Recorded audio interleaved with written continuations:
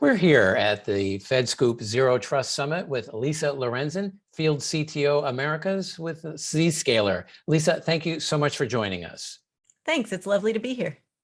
So as you know, the Office of Management and Budget in January outlined a number of strategic initiatives for federal agencies to adopt zero trust cybersecurity standards. So thinking about some of those initiatives from your perspective, first, how has OMB's zero trust requirements for agencies to adopt enterprise-wide platforms, for example, for identity and access management and multi-factor authentication, how's that impacted government contractors and IT providers? Well, we've been moving in this direction for a while. The move to telework during the pandemic was a huge challenge, and 2020 really saw a lot of issues. We saw challenges getting hardware for users that were suddenly needing home devices with card readers for CAC or PIV cards, or just onboarding new users because maybe the vetting offices were closed due to the pandemic.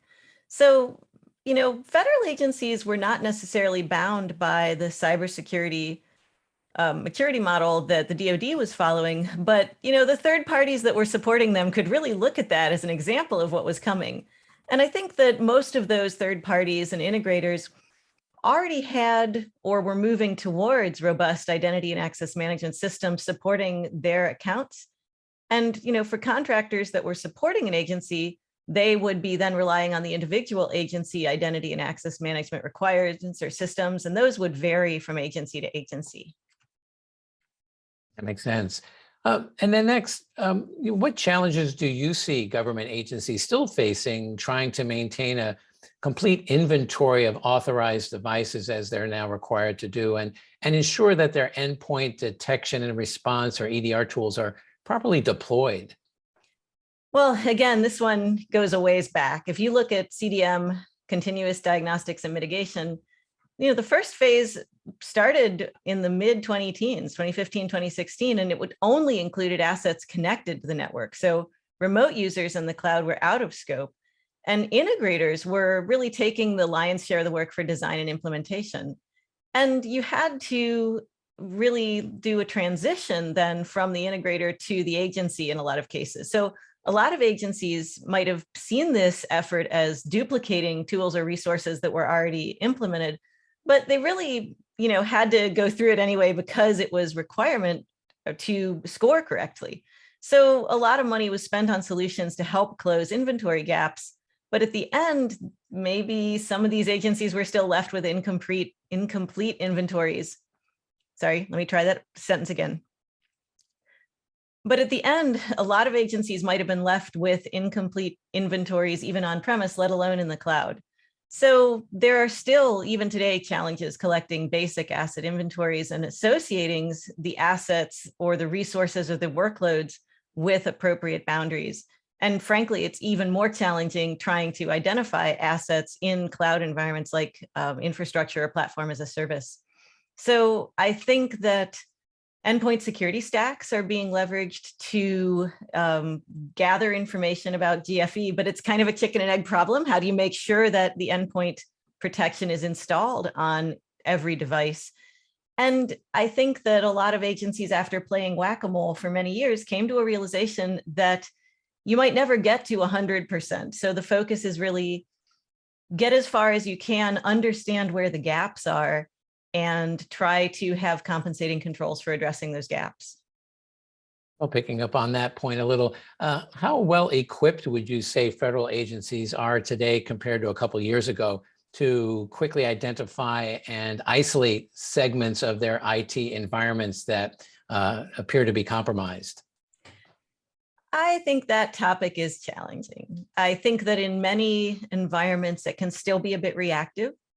Agency networks in a lot of cases may still be relatively flat internally because network segmentation, which was the focus for segmentation for so long, it's really difficult to achieve, and you still end up with a high risk of lateral movement. So the executive order on cybersecurity really focuses on EDR and endpoint protection. And there are vendors like CrowdStrike that have really moved towards getting better control and visibility for the endpoints themselves.